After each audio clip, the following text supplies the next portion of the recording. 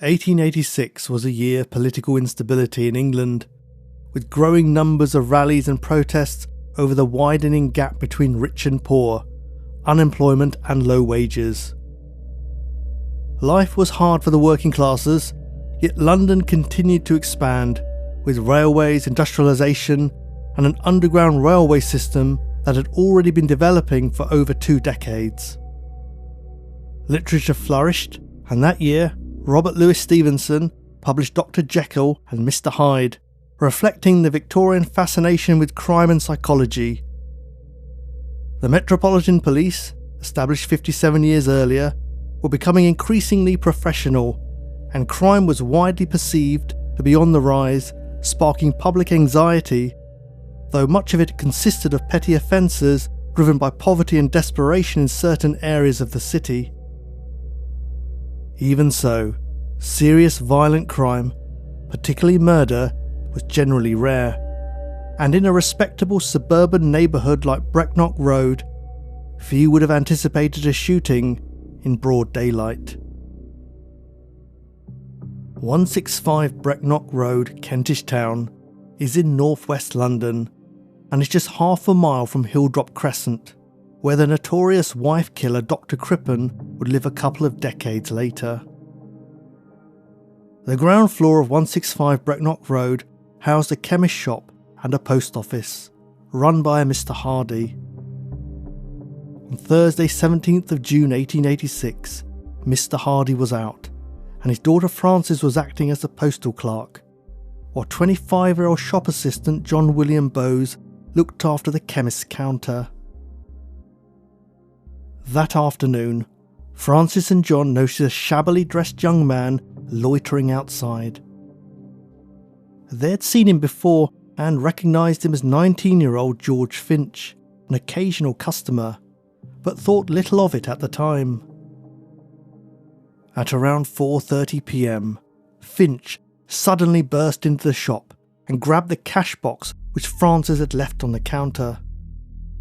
John Bowes shouted, "Stop thief!" but the intruder drew a revolver from his pocket and, without hesitation, fired at point-blank range. Frances Hardy, who was at the post office counter in the other section of the building, was startled by what she first thought was an explosion. She ran across the passageway and entered the chemist through the connecting door, emerging behind the cashier's counter, where she saw Bowes lying on the floor. Glancing up in horror, she saw George Finch still standing there, holding the gun.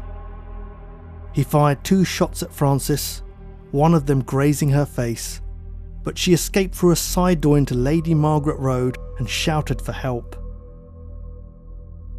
George Finch then fled the shop, taking £7 10 and a handful of postage stamps. A local man named Alfred Partnell, who had been walking nearby, heard the gunshot. When he saw Finch running from the post office, he chased him around the corner into Offspring Road and watched the 19-year-old enter number 15, where he lived with his mother. By now, several policemen had arrived at the crime scene. Alfred Partnell managed to attract the attention of Chief Inspector Millwood of Y Division to let him know the gunman's whereabouts, and several officers burst into 15 Offspring Road. While police guarded the front and back doors to prevent him escaping, Inspector Millwood searched the house. At first, he found nothing, but when he opened the door to the water closet that housed the lavatory, he heard a noise above him and looked up, noticing a trap door. Millwood clambered onto the toilet seat, and in the cobwebby darkness, could just make out the crouching form of a man tucked into a tiny alcove above, next to the cistern, a gun in his hands. Chief Inspector Millwood was reported to have said, "Give me the revolver, Finch." Finch's muffled reply came back. It was entirely an accident. "I can't say what it is," Millwood remarked, "but if it is an accident, it would be better for you if you give up the revolver at once." "If I do, you will take me in," Finch protested.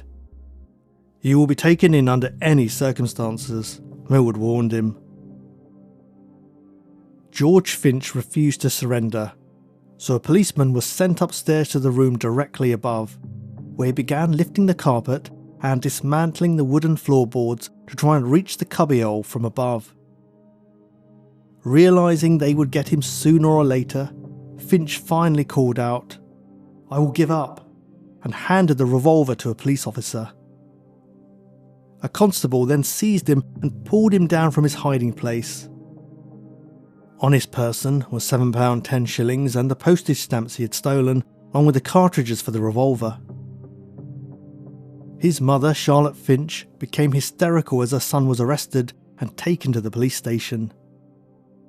At the station, he gave his name as George Vincent Kentish Finch and described himself as an artist, but insisted he was innocent, saying, "I didn't do it. It was quite an accident." By then, the police surgeon, Dr. Downs, had examined the body of shop assistant John Bowes, confirming that he was dead and that the bullet had passed through the lower part of his temple. On Friday, George Finch was charged at Marylebone Magistrates Court with the willful murder of John William Bowes, the attempted murder of Francis Hardy, and the theft of £7 10 shillings belonging to the Postmaster General. Throughout the proceedings, Finch was observed grinning and winking at the witnesses, which they found deeply unsettling, and he carried an air of enjoyment when hearing them recounting the incident. When the magistrate asked if he had any questions for the witnesses, Finch replied theatrically, "I simply know nothing of it, your worship. I don't know the gentlemen who come here. I don't remember the chemist shop. That's all I wish to say. Thank you." He was committed for trial. While awaiting trial, George's mother, Charlotte Finch, gave interviews to the press, shedding light on her son's background. George Vincent Kentish Finch had been born in Cork, Ireland in 1866, and she claimed that his father had been an army officer and was related to the Earl of Aylesford, but had died just a week before George's birth. By the time George was 5, Charlotte had taken him and his elder sister Sarah to live in London, where she married a German man named Philip Black, who left them soon afterwards. Now, Mrs. Finch lived on a small income and supported herself by letting rooms to lodgers. She also revealed that George had once pushed a small boy off his bicycle and beaten him with a walking stick for no reason other than that the child had annoyed him. She added that one of George's uncles had died in an asylum and that her cousin had gone insane from too much study. Despite George's shabby clothes, he had received a good education and dreamed of becoming an artist.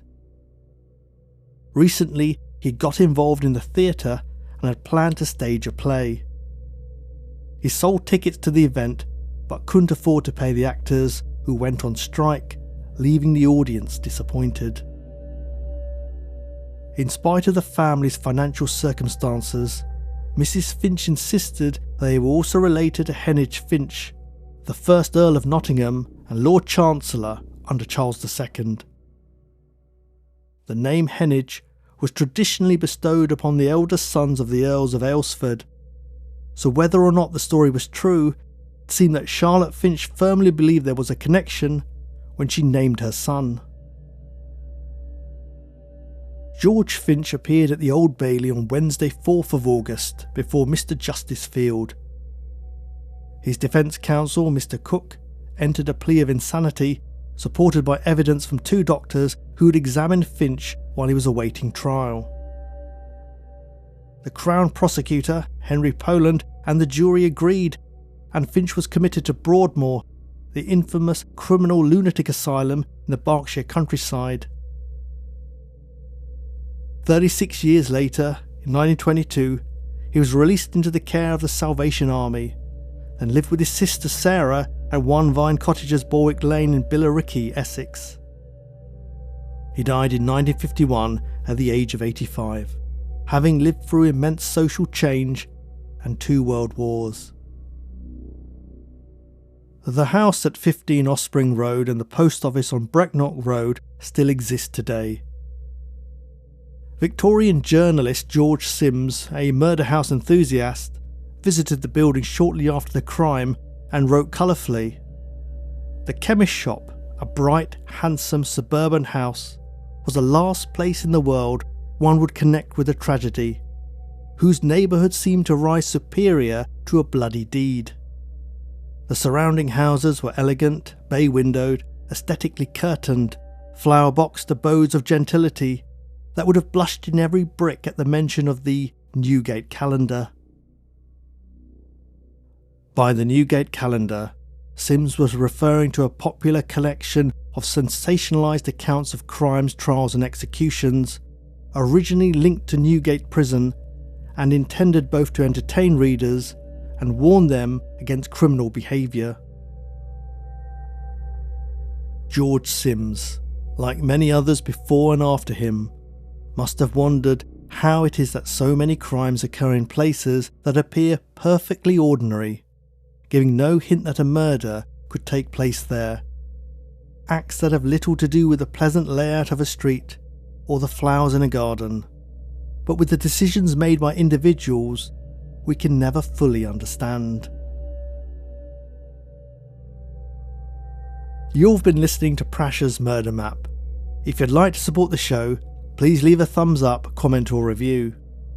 Patreon supporters get access to ad-free audio-only episodes, and you can also sign up separately to my free newsletter via my website for news and updates. I'll leave the links in the show notes. Thank you for your support, and I'll see you again soon.